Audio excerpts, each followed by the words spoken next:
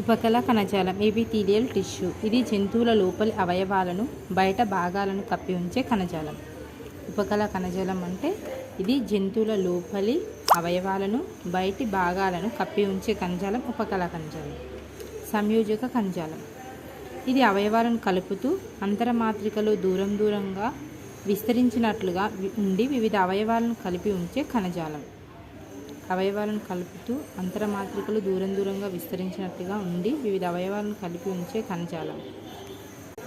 కండర కణజాలం ఇది శరీర కదలికలకు తోడ్పడే కణజాలాన్ని కండర కణజాలం అంటారు.